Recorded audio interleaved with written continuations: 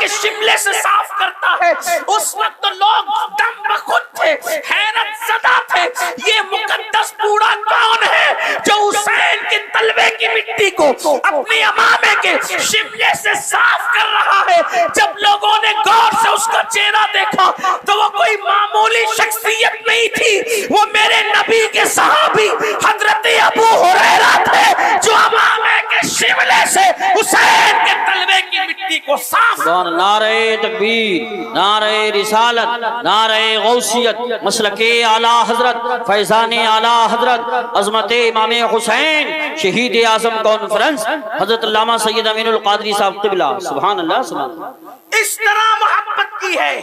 اور اہل بیت کی محبت کا صلہ کیا ہے؟ اہل بیت کی محبت کا صلہ کیا ہے؟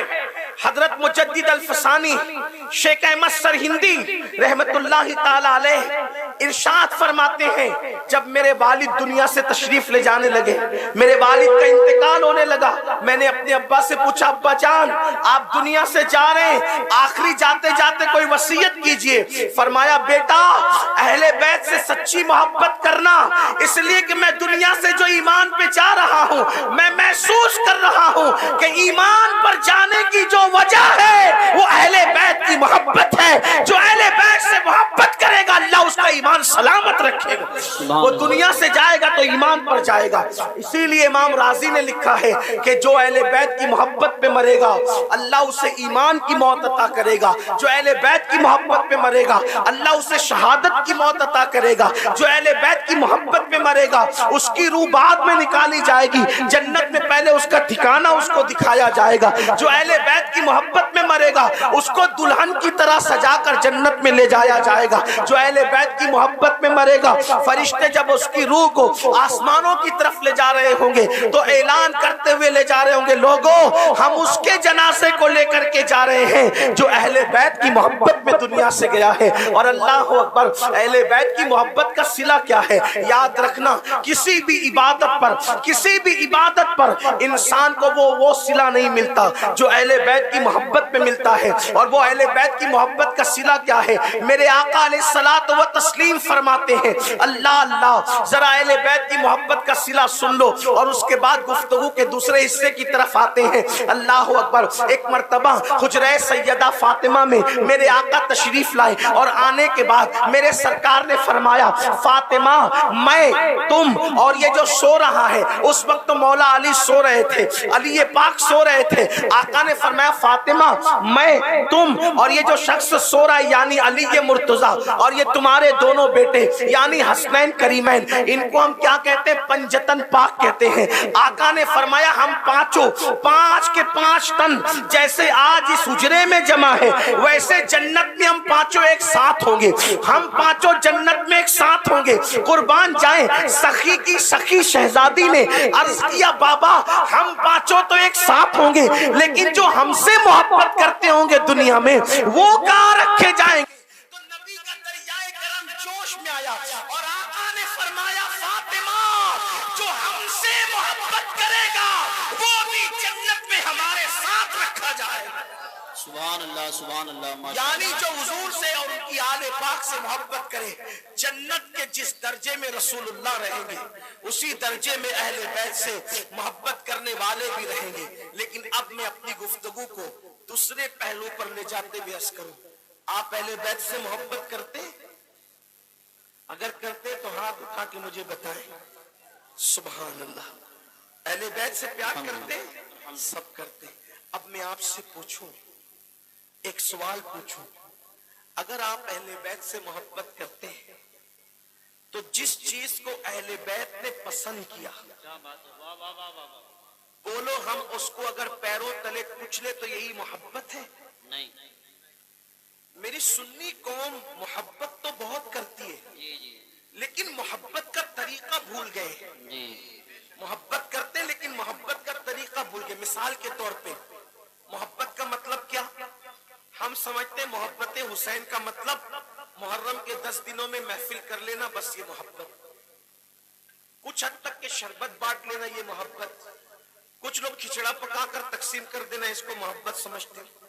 کھچڑے کی اہمیت اپنی جگہ ہے، وہ رہے گی، وہ کرتے کریں گے، اس کو کوئی منع نہیں کر رہا ہے. جی شربت پلاتے پلاتے رہیں گے، اس کو کوئی منع نہیں کر رہا ہے.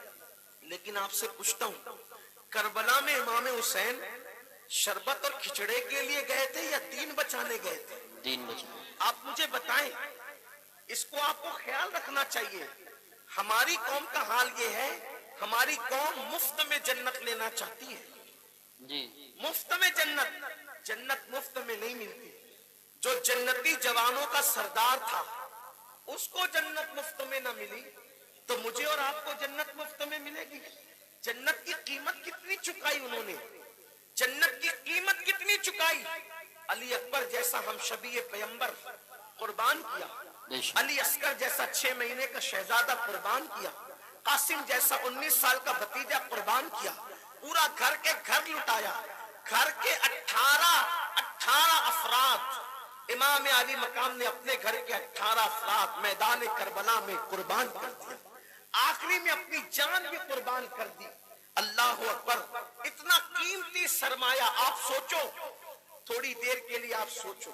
دیکھو میں کربلا کا واقعہ پڑھوں تو میں کوئی نئی بات نہیں پیش کروں گا، آپ جو اپنے علماء سے سن چکے وہی، لیکن میں صرف آپ کو احساس دلانا چاہتا ہوں. تھوڑی دیر کے لیے غور کرنا، میری بہنوں سے بھی توجہ چاہتا ہوں، غور کرنا تھوڑی دیر کے لیے. بیٹا ہے، بیٹا بیٹا بیٹا کس کو پسند نہیں؟ اور بیٹا جیسے جیسے جوان ہوتا ہے ویسے ویسے بیٹے کی محبت بڑھتی جاتی ہے، اس سے توقعات بڑھتی جاتی ہیں. وجہ اس لیے کہ بیٹا بڑھاپے کا سہارا ہوتا ہے، اسے عصائے پیری کہتے ہیں، بڑھاپے کا عصا کہتے ہیں. میرا بیٹا ہو کہ آپ کا بیٹا ہو، سب کا بیٹا پیارا ہے. اگر بیٹا بائک لے کر کے گھر سے نکلے تو جب تک کہ بیٹا واپس نہیں آتا باپ کے دل میں دل نہیں رہتا، جان میں جان نہیں رہتی، ماں کا کلیجہ ٹھنڈا نہیں رہتا. میرا بیٹا بائک لے کے گیا، پتہ نہیں کیا ہو جائے گا، پتہ نہیں کس حالت میں واپس آئے گا. بولو ایسا ہے کہ نہیں ہے؟ لیکن اللہ اکبر، میرا اور آپ کا بیٹا وہ مقام نہیں پا سکتا. امام حسین کے بیٹے کا مقام تھا. امام حسین کے تو سارے بیٹے بے مثال تھے، لیکن مولا علی اکبر جو ہم شبیہ پیغمبر تھے، جس کا چہرہ نبی کے چہرے کی طرح تھا، جس کا چلنا نبی کے چلنے کی طرح تھا، جس کی آواز نبی کی آواز کی طرح تھی، ہم شبیہ پیغمبر تھے. جب نبی کے گھر والے رسول اللہ کی زیارت کرنا چاہتے تو علی اکبر کو ڈھونڈتے، کیونکہ رسول اللہ تو پردہ فرما چکے تھے. علی اکبر کی صورت دیکھ کر دل کو چین دیتے. جب لوگ علی اکبر کی صورت دیکھتے تو لوگوں کی زبان پہ درود کے نغمے آ جاتے، لوگوں کی زبان پہ ذکر اذکار آ جاتا. علی اکبر ہو بہو ہم شبیہ پیغمبر تھے، رسول اللہ کے ہم شبی تھے.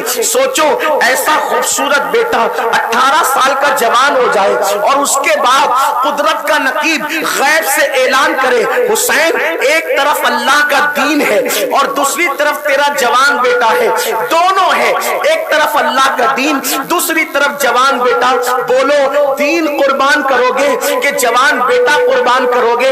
مولا حسین نے بتا دیا، مولا اے میرے اللہ، میں تیرے دین پر اپنا جوان بیٹا قربان کر دوں گا. آپ اندازہ تو کریں کتنی بڑی قربانی ہے.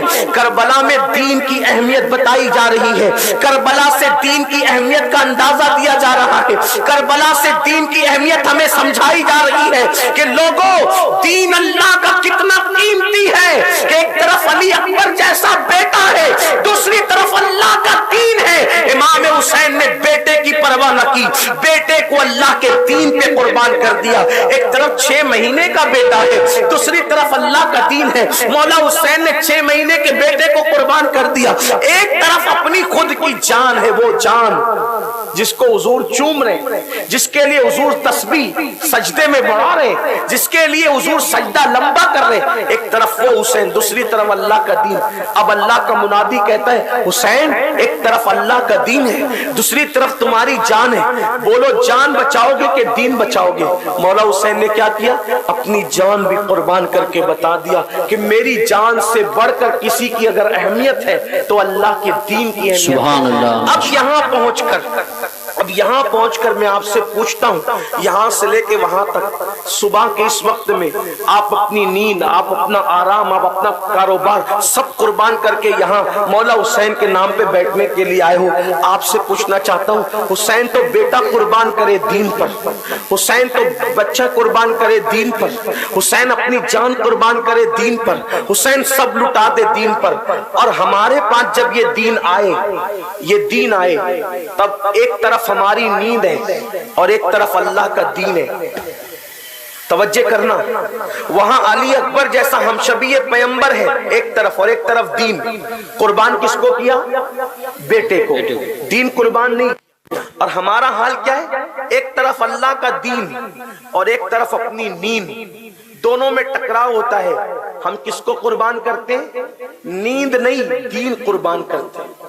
اگر ہم دین قربان نہیں کرتے اور نیند قربان کرتے تو فجر کی نماز میں مسلمان بستر پر نظر نہیں آتا، بلکہ فجر کی نماز میں مسلمان مسجد کے اندر نظر آتا۔ بے شک مطلب یہ ہے کہ دین کو کتنا ہلکا سمجھا۔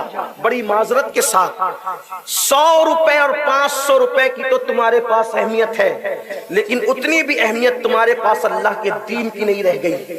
آج لوگ کہتے ہیں مسلمان پوری دنیا میں کٹ رہے ہیں، پوری دنیا میں لٹ رہے ہیں، پوری دنیا میں برباد ہو رہے ہیں۔ میں نے کہا اگر وہ مسلمان سچے ہوتے تو کسی کی ماں نے دودھ نہیں پلایا تھا کہ وہ مسلمان کو غلام بنا سکتا، مسلمان کو کچل سکتا، مسلمانوں کو تباہ کر سکتا، مسلمانوں کو برباد کر سکتا، مسلمانوں کی بیٹیوں کی عزت کو پامال کر سکتا۔ کیوں؟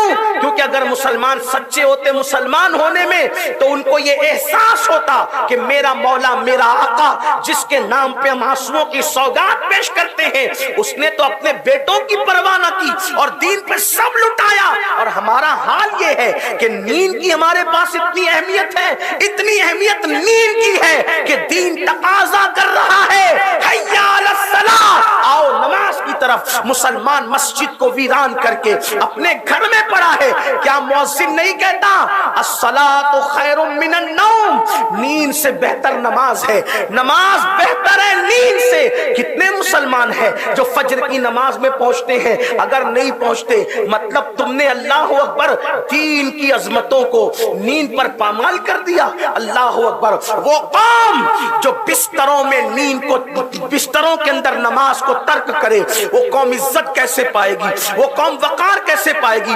آپ سمجھتے ہیں عزت ایسے ملتی ہے؟ نیند کر کے عزت ملتی ہے، نمازوں کو ترک کر کے عزت ملتی ہے، مسجدوں کو پامال کر کے عزت ملتی ہے، اللہ کے احکامات کو بھلا کے عزت ملتی ہے۔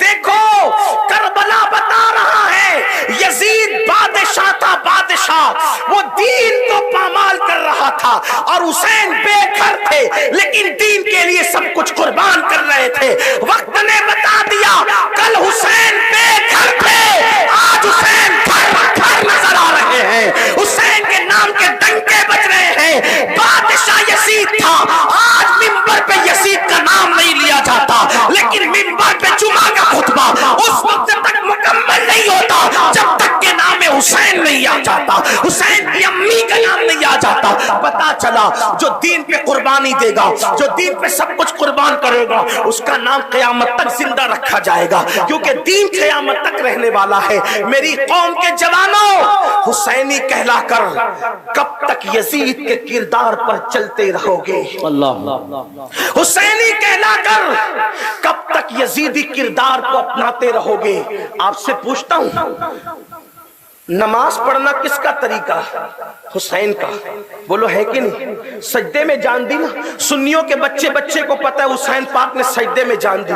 جب تمہیں پتا ہے کہ حسین نے سجدے میں جان دی تو سجدہ کیوں نہیں کرتے؟ یہی تو جھگڑا تھا یزید سے، یزید سے جھگڑا یہی تھا۔ یزید بے عمل تھا، حسین چاہتے تھے صحابی کا بیٹا ہو کر بھی کوئی بے نمازی ہوگا تو اس سے میری جنگ ہے۔ حسین کی جنگ ذات یزید سے نہ تھی۔ میرے علماء کی توجہ چاہتا ہوں، اگر میں غلطی کروں تو اصلاح کریں گے۔ حسین کی جنگ ذات یزید سے نہ تھی، حسین کی جنگ کردار یزید سے تھی۔ اسی لیے تو کربلا کے میدان میں یزید تھوڑی تھا۔ توجہ کرنا، کربلا کے میدان میں یزید نہیں تھا، پھر بھی جنگ یزید سے کیوں تھی؟ جنگ یزیدی کردار سے تھی، اور ہر اس سے جنگ کی حسین نے جو کردار کے معاملے میں یزید کے ساتھ تھا، جو فکر کے معاملے میں یزید کے ساتھ تھا، جو طریقے کے معاملے میں یزید کے ساتھ تھا۔ اب پتا چلا حسین جنگ کس سے کرنا چاہتے ہیں؟ جو کردار کے معاملے میں یزید کے ساتھ، جو فکر کے معاملے میں یزید کے ساتھ، جو کیریکٹر کے معاملے میں یزید کے ساتھ ہو۔ اب پتا چلا کتنے بھی پکے حسینی بننے کا دعویٰ کرو، اگر تمہارے ہاتھ میں شراب کی بوتل ہے تو تمہارے ساتھ بھی حسین کی جنگ ہے۔ حسین تم سے بھی جنگ کر رہے ہیں، حسین تم سے بھی جنگ کر رہے ہیں۔ اگر تم جوا کھیلتے ہو، حسین تم سے بھی جنگ کر رہے ہیں۔ اگر تم ناچ دیکھتے ہو ہیرو ہیروئن کا، بلکہ یہاں پہنچ کے تو یزید 2 قدم پیچھے ہو گیا۔ یزید یہاں پہنچ کر 2 قدم پیچھے ہو گیا، تم 2 قدم یزید سے آگے نکل گئے اس معاملے میں کہ یزید تو صرف بندروں کا ناچ دیکھتا تھا، بندروں کا ناچ دیکھتا، تم تو ہیرو ہیروئن کو ننگا ناچتے دیکھ رہے ہو۔ تو یزید تو پیچھے ہوا، یہاں تم 2 قدم آگے ہو گئے۔ کیا منہ لے کر جاؤ گے قیامت میں؟ اللہ کو کیا منہ دکھاؤ گے؟ کوئی مسلمان ہونے کا معیار بھی ہے؟ کوئی مسلمان ہونے کا؟ بڑی معذرت کے ساتھ جنت اس کا منہ دیکھ کر نہیں ملتی۔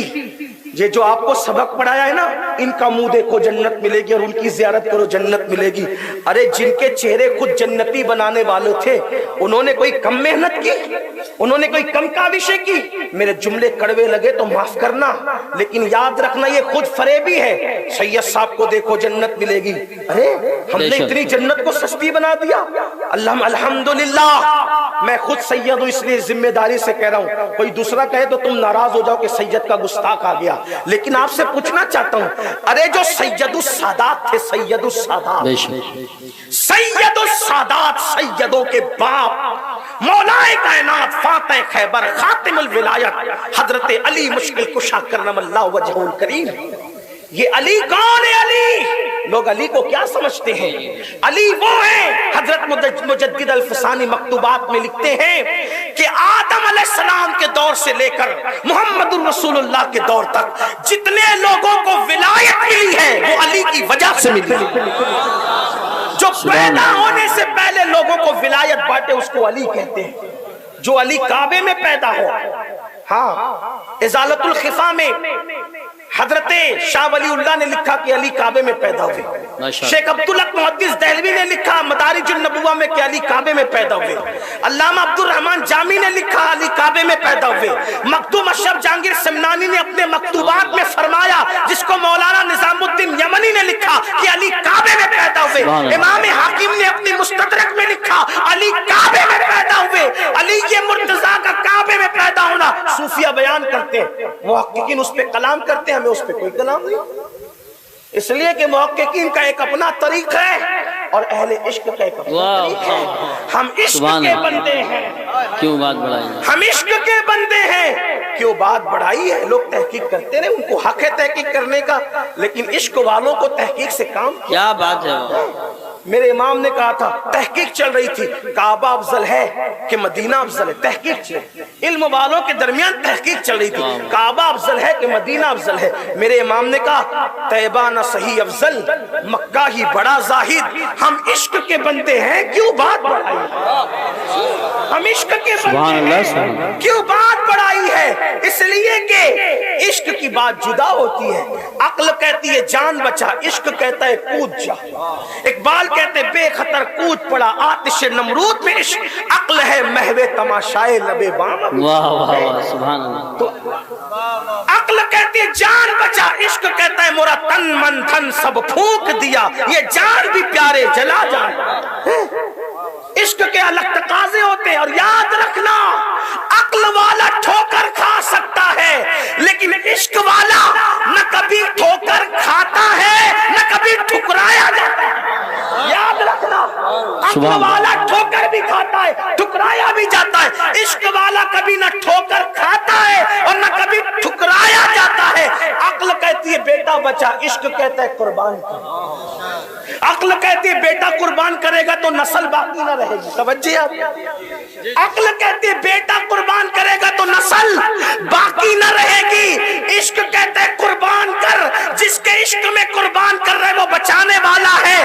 پتا چلا جب بھی عقل اور عشق میں جنگ ہوئی ہے تو عقل ہار گئی ہے، عشق جیت گیا ہے۔ کیا تمہیں نہیں پتا عقل کہتی تھی گھر نہ چھوڑ، حسین نے گھر چھوڑا۔ عقل کہتی تھی بیٹا قربان نہ کر، عشق کہتا تھا قربان کر دے۔ عقل کہتی تھی نسل ختم ہوگی، عشق کہتا تھا جس کے عشق میں دے رہا ہے وہ بچائے گا۔ یزید 8 سے زیادہ بیٹے چھوڑ کے مرا تھا، اس کی کوئی نسل نظر نہیں آتی۔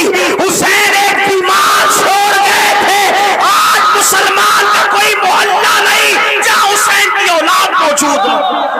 نعرہ تکبیر، نعرہ رسالت، نعرہ حیدری، نعرہ غوثیت، مسلک اعلیٰ حضرت، فیضان اعلیٰ حضرت حضرت علامہ سید امین القادری صاحب قبلہ شہید اعظم کانفرنس۔ سبحان اللہ سبحان اللہ۔ آپ خود ہی نعرہ لگاتے رہیں کہ جواب بھی لیں گے کسی سے، ٹائم بچا رہے ہیں، اچھا کر رہے ہیں، ٹھیک ہے بھائی، ذرا نعرے کا جواب بھی دیا کرو سنیو۔ نعرہ تکبیر، نعرہ رسالت، نعرہ حیدری، نعرہ غوثیت، مسلک اعلیٰ حضرت، فیضان اعلیٰ حضرت، فیضان مخدوم سمنا، فیضان اولیاء کرام، جشن سنگ بنیاد حضرت علامہ سید امین القادری صاحب قبلہ۔ سبحان اللہ سبحان اللہ۔ آپ نعرہ 1 لگائیں 2 لگائیں لیکن بہرحال سب شامل ہو کے لگائیں، 50 بھی لگائیں تو سب شامل ہو، تنگ نہ آئے، اس لیے کہ نعرہ لگانا خوشی کے موقع پہ یہ میرے مصطفیٰ کریم کی سنت ہے۔ سبحان اللہ۔ حضور نے اس دن نعرہ لگایا جس دن عمر ابن خطاب اسلام قبول کرتے تو میرے نبی نے نعرہ لگایا تھا، اور جب صحابہ نے حضور کو سن کر نعرہ لگایا تو مکے کی وادیاں گونج گئی تھی صحابہ کے نعرے تکبیر سے۔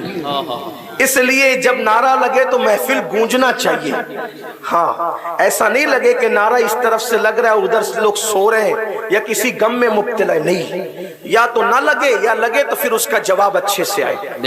بہرحال عرض کر رہا تھا کہ مولا کائنات، عشق کی بات ہو رہی، مولا کائنات اتنی عظیم ہستی، لیکن قربان جب آپ نے ایک دن کہا کہ کاش آخرت میں ایسا ہو کہ ایک طرف اللہ مجھے کہے کہ یا تو جنت میں جا یا تو 2 رکعت نماز پڑھ۔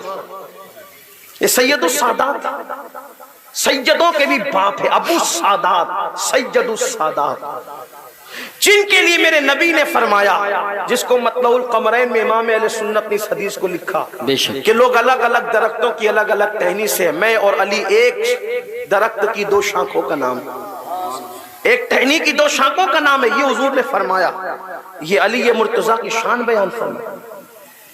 سید السادات، جن کے چہرے کو دیکھنا عبادت ہے، واقعتاً میرے اور آپ کے چہرے کو دیکھنا، کوئی نام لے کر ہمارے لیے روایت نہیں کہ امین القادری کا چہرہ دیکھنا عبادت ہے، کوئی روایت ثابت نہیں کر سکتا نا اس پر، لیکن علی وہ ہستی ہے جس کا نام لے کر رسول اللہ نے فرمایا علی کا چہرہ دیکھنا عبادت ہے، اور اس کو روایت ذات نے کیا ہے جس کو اصدق الصادقین کہا جاتا ہے، سبحان اللہ، سید المتقین کہا جاتا ہے، رازدار نبوت کہا جاتا ہے۔ حضرت ابو بکر صدیق امام الصحابہ، سید الصحابہ، افضل البشر بعد الانبیاء بالتحقیق سیدنا ابو بکر صدیق رضی اللہ تعالیٰ عنہ۔ ام المومنین سیدہ عائشہ نے پوچھا ابا جان، محفل میں جب علی ہوتے ہیں تو آپ کی نظریں علی پر ہی صرف کیوں گڑی رہتی ہے، علی کو ہی کیوں دیکھتے رہتے ہیں؟ تو صدیق اکبر نے صدیقہ سے کہا عائشہ میں نے اپنے نبی سے سنا ہے کہ علی کا چہرہ دیکھنا بھی عبادت ہے۔ جس کا چہرہ دیکھنا عبادت، جو جنت کا ٹکٹ دینے والا ہے، قسیم جنت و جہنم ہے، اس کو بھی مطلع القمرین میں امام اہل سنت نے لکھا کہ علی تو جنت اور جہنم کا بانٹنے والا ہے، واہ واہ واہ، یعنی جنت جس کو بانٹنے کا حق ہے۔ مجھے ناظم صاحب کو، ان علماء کو جنت بانٹنے کا حق نہیں، ہم تو اسی پہ پریشان ہیں ابھی کہ خاتمہ بھی ایمان پہ ہوگا کہ نہیں، ہاں اس کی کوئی گارنٹی تھوڑی ہے۔ غوث پاک جیسے لوگ روتے تھے ایمان پہ خاتمے کے لیے، میں کیا ہوں آپ کیا ہیں، یہ کوئی گارنٹی ہے؟ اللہ کی خفیہ تدبیر سے بچو، ڈرو، یہ بڑی بڑی باتیں کرنا چھوڑو سنیو، مجمع الزوائد کی حدیث ہے، مجمع الزوائد کی روایت ہے، میرے آقا نے فرمایا جو اپنے آپ کو قطعی اور یقینی جنتی سمجھے، میں محمد اعلان کرتا ہوں کہ وہ جہنمی ہے۔ اللہ جن کو رسول اللہ نے جنت کی بشارتیں دی تھی وہ رات رات بھر روتے تھے داڑیاں پکڑ کر۔ خود مولائے کائنات جو جنت کے ٹکٹ بانٹیں گے، رات کا آخری حصہ آتا تو اللہ کے خوف سے ایسے داڑھی پکڑ کے روتے تھے جیسے کسی کو سانپ ڈنک مارتا ہے تو وہ کیسے تڑپتا ہے، ویسے علی مرتضیٰ تڑپتے تھے اللہ کی بارگاہ کے اندر۔ یہ ان کی راتیں تھیں، اور اپنی راتیں جو جنت کے مالک بنا دیے گئے تھے ان کی راتیں اس طرح خوف خدا میں گزرتی تھی۔ اور جن کو جنت کی خوشبو بھی نصیب نہیں ہے فی الحال، وہ اپنی راتوں کو موبائل دیکھتے ہوئے زنا کے مناظر دیکھتے ہوئے گزار رہے ہیں، اور ان کو غرور ہے کہ ہم جنت میں جائیں گے۔ وہ ہیرو ہیروئن کو ننگا ناچتے دیکھ رہے ہیں، انہیں گھمنڈ ہے کہ ہم جنت میں جائیں گے۔ جو جمعہ کی 2 رکعت کے سوا تیسری چوتھی رکعت کی ہمت نہیں کرتے، جو خطبے کے وقت مسجد میں آتے بات چیت کرتے ہوئے داخل ہوتے ہیں، خطبہ ہو رہا ہوتا ہے وہ وضو کرتے ہیں اور نماز میں شامل ہوتے ہیں، بعض مرتبہ تو ایک ایک رکعت چھوٹ جاتی، ادھر سلام پھیرا ایسے بھاگتے ہیں جیسے بچے اسکول کی چھٹی ہونے پہ بستہ لے کر کے بھاگتے ہیں۔ یہ حالت مسلمانوں کی ہے مسجد سے بھاگنے کی، اور انہیں غرور اور گھمنڈ ہے کہ ہم جنت میں جائیں گے۔ خدا کے لیے اپنے حال پہ رحم کرو، بہت سو چکے ہو، بہت غفلت میں ہو، اور یاد رکھنا اگر آپ یہ توقع کرتے ہو کہ میں آپ کی پسند کی بات کر کے جاؤں گا تو واللہ مجھ سے یہ نہیں ہوگا، کیونکہ مجھے اپنی آخرت کی پڑی ہے۔ تقریر میرا پیشہ نہیں، کسٹمر کی خوشی کا وہ سوچتا ہے جس کا کوئی چیز پیشہ بن جاتی ہے۔ واللہ یہ کوئی کسٹمر والا سسٹم نہیں ہے، یہ اللہ کو منانے کے لیے آئے ہیں، آپ بھی اور ہم بھی۔ خدا کے لیے خدا کے بندوں رحم کرو، بے نمازی پن کی وجہ سے تم پہ عذاب مسلط کیا جائے گا، نہ تم برداشت کر سکتے ہو نہ میں برداشت کر سکتا ہوں۔ اللہ کے عذاب اگر پہاڑوں پہ ڈال دیا جائے تو پہاڑ پگھل جائیں، اس کے عذاب کی شدت کا حال یہ ہے۔ میرے اللہ کا فرمان ہے، اللہ پاک ارشاد فرماتا ہے کہ اللہ کا عذاب بہت شدید ہے، میرے اللہ کا عذاب بڑا شدید ہے اور وہ واقع ہونے والا ہے۔ ان عذاب ربک لواقع، تیرے رب کا عذاب واقع ہو کر کے رہے گا، تیرے رب کا عذاب واقع ہو کر کے رہے گا۔ اور ایک مقام پہ فرمایا ان بطش ربک لشدید، تیرے رب کی پکڑ بڑی سخت ہے، وہ نمرود کو پکڑتا ہے تو لنگڑے مچھر سے ہلاک کر دیتا ہے، وہ فرعون کی پکڑ کرتا ہے تو آج تک اس کو نہ کفن نصیب ہے نہ اس کو قبر نصیب ہے۔ کس بلا کی میں سے ہے سرشار ہم، دن ڈھلا ہوتے نہیں ہوشیار ہم۔ 2 رکعت کے جمعہ پڑھنے والوں تمہیں غرور ہے کہ تم جنت میں جاؤ گے، واللہ جنت نہ اتنی سستی ہے جتنی ہم نے کر دی ہے، اور نہ اتنی مشکل ہے جتنا تبلیغی جماعت والوں نے کر دی۔ اتنی مشکل بھی نہیں جتنا انہوں نے کی، اور اتنی سستی بھی نہیں جتنا ہم نے کی۔ ان کا چہرہ دیکھو، وہ جنت میں جاؤ اور ہم داڑیوں پہ ہاتھ پھیلے، میرے چہرہ دیکھ کے لوگ جنت میں جائیں۔ ارے تیرا بھی جنت میں جانے کا کوئی ٹھکانہ ہے؟ میں اور آپ کیا سچی بات کو سنیو تو آپ جانتے رسول اللہ کے ظاہری دور میں کچھ جوان کھڑے ہو کر ہنسی مذاق کر، توجہ کرنا، کچھ جوان کھڑے ہو کر ہنسی مذاق کر رہے ہیں، حضور علیہ السلام جا رہے ہیں، حضور ان کے پاس رک گئے، سرکار نے فرمایا کیا تمہیں جنت میں جانے کا پروانہ مل گیا؟ کیا تمہیں جنت میں جانے کا پروانہ مل گیا؟ وہ چپ رہے۔ حضور نے فرمایا تمہیں جنت میں جانے کا پروانہ مل گیا؟ انہوں نے کہا نہیں۔ آقا فرماتے تم پہ افسوس ہے کہ تمہیں جنت میں جانے کا پروانہ نہیں ملا اور تم ہنس رہے ہو۔ حضور نے ان کے ہنسنے کو بھی پسند نہیں فرمایا کہ ابھی تم جنت میں نہیں گئے اور تم ہنس رہے ہو۔ اگر ہمیں دیکھیں گے حضور، اور بلکہ ہمیں تو دیکھ رہے، ہمارا ایمان ہے، حضور کے دل پر کیا گزرتی ہوگی۔ جب جمعہ کے دن تم صرف 2 رکعت پڑھ کے بھاگ جاتے ہوں گے تو حضور کے دل پہ کیا گزرتی ہوگی۔ جب تم فجر کی نماز میں سوتے پڑے رہتے ہوں گے تو حضور کے دل پہ کیا گزرتی ہوگی۔ जब तुम ज़ोहर असर और मगरिब को गफलत की वजह से छोड़ देते होंगे, हुजूर के दिल पे क्या गुजरती होगी। जब तुम्हारी बेटियां वलीमे के अंदर मेकअप करके बगैर दुपट्टे के शिरकत करती होगी तो हुजूर के दिल पे क्या गुजरती होगी। जब तुम्हारी बेटियां स्कूल और कॉलेजों में बेपर्दा जाती होगी तो हुजूर के दिल पे क्या गुजरती होगी। जब तुम्हारे घरों के अंदर बैठ करके तुम्हारी घर की औरतें तुम मोबाइल पर गेम खेलते होंगे, जुआ खेलते होंगे, उस वक्त हुजूर के दिल पे क्या गुजरती होगी। आज लोग कहते हैं पूरी दुनिया का मुसलमान बेचैन और परेशान है। लोग कहते हैं मौलाना लखपति है फिर भी सुकून नहीं, करोड़पति है फिर भी सुकून नहीं, इतना कमाते फिर भी सुकून नहीं, इतना बड़ा कारोबार है फिर भी सुकून नहीं। गरीब भी बेसुकून है, मालदार भी बेसुकून है, अमीर भी बेसुकून है, गरीब भी बेसुकून है। जो बिस्तर पर सोता है, चटाई पे सोता है, वो भी बेसुकून है। जो नरम गद्दों पे सोता है वो भी बेसुकून है। वजह क्या है? जो कौम अपने नबी की आंखों को ठंडक न पहुंचा सके, उस कौम की आंखों को ठंडक कैसे मिल सकती है। और नमाज में मेरे आका की आंखों की ठंडक है तो मुसलमानों हम कहां जा रहे हैं? नमाज से कोसों दूर होकर हम जन्नत में जाना चाहते हैं। यकीनन ये उलमा जन्नती है अल्लाह की अता से, ये मशाइख जन्नती अल्लाह की अता से, आप जन्नती अल्लाह की अता से। लेकिन याद रखना हुजूर अकरम सल्लल्लाहु अलैहि वसल्लम ने फरमाया जो अपने आप को कतई और यकीनी जन्नती समझे, उसमें अल्लाह का खौफ ना हो, अमल का जज्बा ना हो, ईमान पर खात्मे की फिक्र ना हो, फरमाया वो जहन्नमी। मैं और आप क्या? फारूक आजम कहा करते थे अगर क़यामत में ऐलान होगा कि सब जन्नत में जाएंगे, एक नहीं जाएगा, तो फारूक आजम कहते थे मैं डरूंगा कहीं वो एक मैं तो नहीं। अल्लाह, ये खौफ का आलम है। और फिर कहते हैं अगर ये ऐलान हो गया कि सब जहन्नम में जाएंगे, एक नहीं जाएगा, एक जन्नत में जाएगा, तो मैं अल्लाह से उम्मीद करूंगा कि वो एक मैं ही हूंगा। यानी खौफ और उम्मीद के दरमियान की कैफियत का नाम ईमान है। सुभान अल्लाह। इतने बेखौफ ना हो जाओ कि कुछ भी करो जन्नत मिलेगी, और इतने खौफजदा भी मत हो जाओ कि अल्लाह की रहमत से नाउम्मीद हो जाओ। ये भी मत करो, वो भी मत करो, सच्चाई पर रहो, बीच में रहो, एतदाल पर रहो।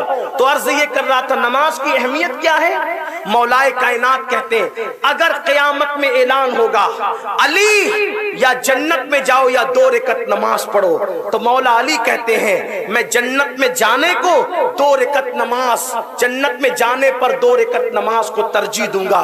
क्यों? इसलिए कि जन्नत में जाने में मेरी खुशी है और 2 रकत नमाज में मेरे मौला की खुशी है। मैं नमाज को तरजीह दूंगा। मुसलमानों नमाज पढ़ो, अपने बच्चों को नमाजी बनाओ। आइए अपनी गुफ्तगू समेटते हुए अर्ज करूं नमाज करबला वालों ने कैसे पढ़ी है, इसको सुन ले और उसके बाद में अपनी गुफ्तगू मुकम्मल कर लो। कैसे पढ़ी करबला वालों ने नमाज। आपने हमारे उलमा से सुना है ना कि करबला के अंदर सब शहीद हो गए थे, एक इमाम ज़ैनुल आबिदीन के अलावा करबला में सब शहीद हो गए, सब शहीद हो गए। हत्ता कि जो खवातीन, जो बीबियां बची, उनके खैमों को आग लगा दी गई, उनके खैमे जला दिए गए, बीबियों के खैमे जला दिए गए। बीबियां खैमों से बाहर आईं। उस्ताद ज़मान मौलाना हसन बरेलवी लिखते हैं और मुफ्ती जलालुद्दीन साहब ने भी खुतबात मुहर्रम में लिखा है, और भी लोगों ने, इब्ने जरीर ने भी, बड़े मुअर्रिखीन ने लिखा कि बीबियों की चादरें तक छीन ली, बीबियों की चादरें तक छीन ली गई। सैयदा सकीना पाक जो 7 साल की नन्ही सी बच्ची थी, इमाम हुसैन की यतीम बेटी, उनकी बालियां नोची। सैयदा सकीना ने सोचा मुसलमान यतीमों पे रहम करते हैं, अगर मैं कहूंगी कि मैं यतीम हूं मुझ पे रहम होगा, और अगर ये कहूंगी कि हुसैन की यतीम हूं तो ज्यादा रहम होगा। तो जब बाली खींची गई तो सैयदा सकीना ने कहा हम पे रहम करो, मैं हुसैन की यतीम बेटी हूं, मेरा बाबा अभी शहीद हुआ है, मैं यतीम हूं। उन जालिमों ने इतना सुनकर उस यतीम शहजादी पे रहम नहीं किया, बल्कि सैयदा सकीना के चेहरे पे तमाचे मारने शुरू किए। इमाम ज़ैनुल आबिदीन के नीचे जो बिस्तर था, वो बीमार थे कई दिन से, उनके नीचे का बिस्तर भी खींच लिया, अली असगर का झूला भी लूट कर ले गए। आप सोच सकते हैं इमाम हुसैन और उनके साथियों की लाशों पर, एक एक लाश पर 10-10 अरबी नस्ल घोड़े मुकर्रर किए गए ताकि उन लाशों को कुचल दे। इमाम हुसैन की एक जसदे पाक पर, उनके एक जसदे पाक पर 10 अरबी नस्ल घोड़े मुकर्रर किए गए ताकि आपकी लाश कुचली जा सके। یہ حال ہوا ہے کربلا میں دین کو بچانے کے لیے اہل بیت کا، دین کے تحفظ کے لیے اہل بیت کی قربانی یہ تھی۔ اب کیا ہوا؟ کچلی ہوئی لاشیں پڑی ہے، بے گورو کفن پڑی ہے، ایسے میں بیبیاں کھلے آسمان کے نیچے بیٹھی ہوئی ہے اور وہ رو رہی ہے۔ سوچو عورتوں کا کیا حال ہوگا جب ان کے بیٹے، ان کے بھتیجے، ان کے بھانجے، ان کا شوہر، ان کا بھائی، ان کی لاشیں کچلی جا رہی ہوگی۔ ان بیبیوں کے غم کا حال کیا ہوگا، ان کی تکلیف کا حال کیا ہوگا، ان کی مصیبت کا حال کیا ہوگا۔ لیکن اس وقت وہ رو رہی تھی، اتنا رو رہی تھی کہ روتے روتے آنسو خشک ہو رہے تھے۔ ایسے میں سیدہ زینب پاک جو امام حسین کی سگی چھوٹی بہن ہے، آپ نے فرمایا اے نبی کے شہزادیوں، اے نبی کے گھر کی بہوؤں، اے نبی کے گھر کی بیٹیوں، تم بہت رو چکی ہو اور تم کو آگے بہت رونا ہے، لیکن دیکھو دیکھو سورج غروب ہو رہا ہے، دیکھو دیکھو عصر کا وقت جا رہا ہے، ابھی بھی تم پر نماز معاف نہیں ہے، اٹھو نماز پڑھو، کیونکہ میرے نانا کا فرمان ہے جس نے جان بوجھ کر عصر کی نماز ترک کر دیا اللہ اس کے اعمال کو ضائع کر دیتا ہے، اکارت کر دیتا ہے۔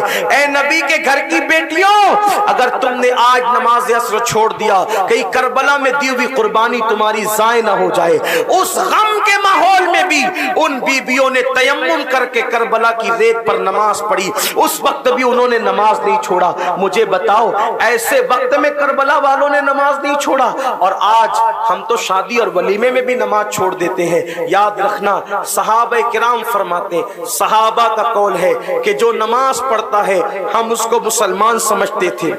جو نماز پڑھتا تھا رسول کے دور میں، رسول اللہ صلی اللہ علیہ وآلہ وسلم کے دور میں، ہم اس کو مسلمان سمجھتے تھے۔ جو نماز نہیں پڑھتا تھا ہم اس کو مسلمان نہیں سمجھتے تھے۔ اب سنیو بتاؤ، جب صحابہ یہ کہہ رہے ہیں کہ جو نماز نہیں پڑھتا تھا ہم اس کو مسلمان نہیں سمجھتے تھے، تو نماز چھوڑ کر آپ صحابہ کے درمیان اپنا ایمان ثابت نہیں کر سکتے۔ چہ جائے کہ حالانکہ ہمارا موقف یہی ہے حنفی ہونے کی وجہ سے کہ ہمارے امام نے بے نمازی کو ڈائریکٹ کافر نہیں کہا، فاسق و فاجر کہا، لیکن یہ صحابہ کا مسلک ہے۔ فرماتے کہ جو نماز نہیں پڑھتا تھا ہم اس کو مسلمان نہیں سمجھتے تھے۔ مسلمانوں اپنے حال پہ رحم کرو، اس لیے کہ میرے آقا علیہ الصلوۃ والتسلیم فرماتے ہیں مرتے وقت سب سے زیادہ اگر کسی کو تکلیف ہوتی ہے تو وہ بے نمازی کو ہوتی ہے۔ قبر میں سب سے زیادہ اگر کسی کو عذاب دیا جائے گا تو بے نمازی کو دیا جائے گا۔ یاد رکھنا، اگر آپ یہ سمجھتے ہیں میں قادری ہوں، میں چشتی ہوں، میں نقش بندی ہوں، میں سہروردی ہوں، میں رضوی ہوں، میں اشرفی ہوں، میں برکاتی ہوں، یاد رکھنا غوث پاک کی خیرات کے سوا کسی کو کچھ نہیں ملتا۔ غوث پاک نے فرمایا اگر بے نمازی مر جائے اسے مسلمانوں کے قبرستان میں دفن مت کرنا۔ آپ مجھے بتاؤ، جب غوث پاک بے نمازی کو مسلمان کے قبرستان میں پسند نہیں کرتے تو غوث پاک بے نمازی کو اپنے سلسلے عالیہ میں کیسے پسند فرمائیں گے؟ اس لیے یاد رکھنا، آپ کچھ بھی کر کے اپنے پیر کے تو مرید ہو سکتے ہو، لیکن نماز چھوڑ کے آپ غوث پاک کے مرید نہیں ہو سکتے۔ آپ جانے، آپ کا پیر جانے، یہ آپ کا مسئلہ ہے، لیکن غوث پاک کا اگر مرید بننا ہے تو نماز کے بغیر آپ غوث پاک کے مرید نہیں کہلا سکتے۔ اس پر مجھ سے جو بات کرنا چاہے میں اس سے بات کرنے کے لیے تیار ہوں، کیونکہ غوث پاک حنبلی المسلک ہے اور حنبلیوں کے یہاں نماز چھوڑنا کفر ہے، کفر۔ اب آپ مجھے بتائیں، اللہ اکبر، مسلمانوں کس سمت میں جا رہے ہو، کہاں جا رہے ہو؟ خدا کے لیے خدا کی چوکھٹ پکڑ لو، خدا کے لیے اللہ کا ڈر پکڑ لو۔ یہ جو کہتے ہو نا مولانا ٹائم نہیں ملتا، تمہیں دوستوں کے لیے ٹائم ہے، تمہیں بیوی بچوں کے لیے ٹائم ہے، تمہیں گیم کے لیے ٹائم ہے، تمہیں فلموں کے لیے ٹائم ہے، تمہیں کرکٹ کے لیے ٹائم ہے، لیکن تمہیں اللہ کی عبادت کے لیے ٹائم نہیں ہے۔ اگر بیٹے کو صبح اسکول پہنچانے جانا ہے تو تمہاری نیند کھل جاتی ہے، اور فجر میں مسجد میں آنا ہے تو تمہاری نیند نہیں کھلتی۔ تمہیں ٹرین پکڑنا ہے تو تمہاری نیند کھل جاتی ہے، اور تمہیں فجر میں آنا ہے تو تمہاری نیند نہیں کھلتی۔ جو کام اسکول اور ٹرین سے زیادہ اللہ کی عبادت کو اہمیت نہ دے، اس قوم کو سچا مسلمان کہلانے کا حق کیا ہے، اس قوم کو مومن کامل کہلانے کا حق کیا ہے۔ اس لیے یاد رکھنا، کربلا والوں سے رشتہ اس وقت جڑے گا جب تمہارا رشتہ سجدے سے جڑے گا، جب تمہارا رشتہ نماز سے جڑے گا۔ اور اگر تم آوارگی کرتے رہے، عیاشی کرتے رہے، نماز سے غفلت برتتے رہے، تو جب صحابی کا بیٹا ہو کر حسین اس سے نفرت کرتے ہیں یزید سے، تو تمہارا اور ہمارا باپ کون سا صحابی ہے؟ اللہ اکبر۔ حضرت امیر معاویہ رضی اللہ تعالیٰ عنہ صحابی رسول تھے، حضور کے سالے تھے، ان کی عظمت اور بزرگی ہم اہل سنت پر ہے، لیکن ان کا بیٹا کردار کے معاملے میں کیریکٹر لیس تھا۔ امام علی مقام نے اس سے جنگ کر کے بتا دیا، ہر اس سے میری جنگ ہے جو دین کو پامال کرے گا۔ داڑیاں منڈا کر گٹروں میں پھینکنے والوں، دین کو پامال کرنا چھوڑ دو، ورنہ حسین پاک کی زیارت بھی قیامت میں نصیب نہ ہوگی، حسین پاک سے مصافحہ بھی قیامت میں نصیب نہ ہوگا، حسین پاک کی نفرتیں ملے گی، حسین پاک کی محبتیں نہیں ملے گی۔ اگر حسین پاک سے کا پیار چاہتے ہو، ان کی محبت چاہتے ہو، ان کی الفت چاہتے ہو، ان کا کرم چاہتے ہو، تو دین کو پامال کرنا چھوڑ دو اور آج سچے دل سے توبہ کرو۔ میں اللہ کی بارگاہ میں دعا کرتا ہوں، سنگ بنیاد کے اس پروگرام کے موقع پر اللہ سے دعا ہے، اللہ ہمیں سچا حسینی بنائے، صرف زبان کا حسینی نہیں بنائے بلکہ کردار کا حسینی بنائے۔ اور میرے یہ تلخ ترش جملے اگر آپ کو تکلیف پہنچاتے ہو تو آپ مجھے معاف فرما دیں، لیکن آپ سے میری گزارش ہے، نشتر جو لگاتا ہے وہ دشمن نہیں ہوتا۔ میرے بھائیوں، نماز کا دامن چھوڑ کر آپ کو کسی کا دامن نہیں ملنا ہے، اس لیے آج سے عہد کرو، جو کل تک ہوا وہ ہو گیا، آج سچے دل سے توبہ کر کے نمازی بنو گے۔ بولو، امام علی مقام کی محبت میں وعدہ کرتے ہو کہ آج سے نماز پڑھو گے انشاءاللہ؟ انشاءاللہ۔ کون کون وعدہ کرتے ہیں؟ ہاتھ اٹھائیں، میں ذرا دیکھنا چاہتا ہوں، کربلا والے بھی دیکھ رہے ہیں، اٹھائیں رکھیں۔ اے اللہ، اے میرے رب، یہ کربلا والوں کی محبت میں ہاتھ اٹھے مولا، ہاتھ اٹھانا ہمارا کام ہے، ان اٹھے ہوئے ہاتھوں کی لاج رکھنا تیرے کرم پر ہے مولا۔ ہم سب کو نمازی بنا دے، ہماری نسلوں کو نمازی بنا دے، عبادت کی توفیق عطا فرما۔ گفتگو کے درمیان اگر کوئی غلطی ہو تو اللہ تعالیٰ معاف فرما دے۔ استغفر اللہ ربی۔ ابھی مصافانی سلام ہوگا، سلام ہوگا، پیچھو۔ یہ جتنے پیسے آپ نے دیے ہیں، چونکہ مدرسے کا سنگ پیچھے، ابھی مصافہ نہیں، یہ پورے پیسے مدرسے کے لیے دیے جاتے ہیں، اللہ تعالیٰ قبول فرمائے۔